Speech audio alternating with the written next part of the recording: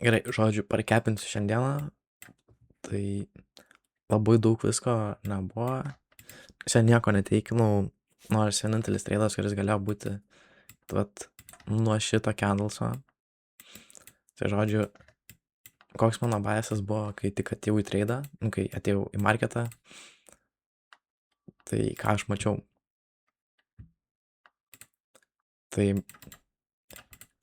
šiaip, kai atsidarė marketas ten naktį, jis labai nuo to laiko bulis buvo ir užfilmam tą visą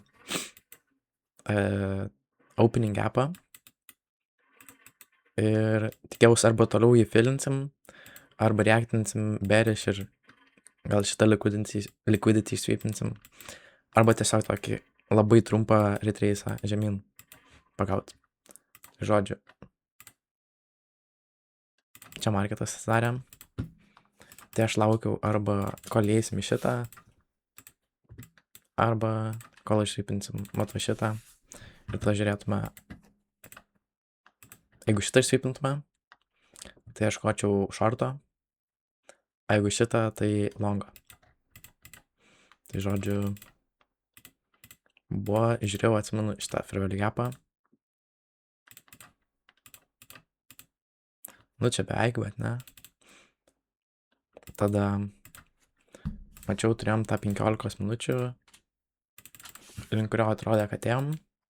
Tai tuo pačiu metu žiūrėjau atva šitą, nes mes sweepinam atva šitą high ir 5 minučių šitas validationas link šito 15 minučių tikrai galėjo būti padarytas. Bet kodėl čia lagina? Gerai, žodžiu, bet validatinom. Palauk.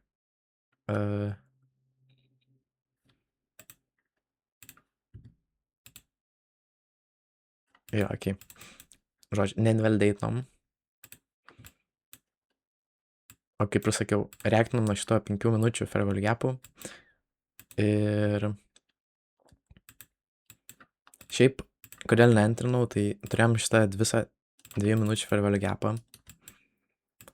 Ir norėjau, kad nesweepinant internal to high, arba šito, mes galėtume entrint, kad validatintų. Bet žodžiu, tiesiog nespėjus man entrint, jau išsweepino visus šitus.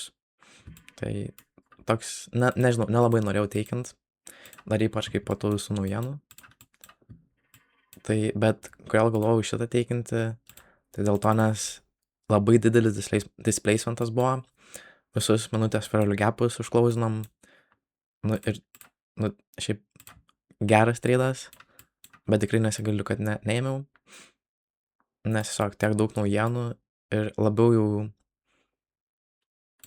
norėjau safe ir pažaisti, nes kai marketas atsidarė, toks labai lėtas buvo, labai toks choppy, norėjau saugiau biškį pažaisti. Tai jo. Bet jeigu būčiau teikinęs šitą, tai būtų 1-1 RR, kažkur čia stopai. Ja, nu, per minutę būtų išteikinę, bet ką padarysi. O toliau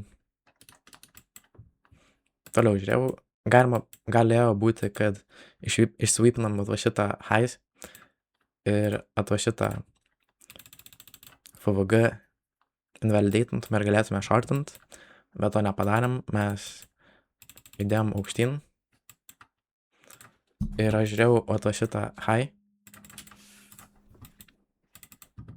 kad galėtume jį teikinti, nu iki jo galėtume longus teikinti, bet kai jį jau išsweepintume, jau nelabai norėčiau žiūrėti tų longų. Tai žodžiu, man, kad teikinčiau treidą link tų šitų highsų, reikėjo arba 5 minučių, arba 15 minučių fair value gapą, tai turėjom vieną va čia ir tada va čia įėjom 15 minučių naujai formintą, tai galėjau teikinti nuo šito invalidationą, bet tiesiog neteikinau, nes toks displacementas gana blogas ir pirmadienis, tai nežinau, nu toks riskiai ir trade atrodo, kai dar tiek daug tiksų, kad paeitų. Tai šiandien nieko neteikinau dėl to. Tai jo. Tai jo, tai tik tiek šiandien. Biškai atsargiau žaidžiau dėl naujienų.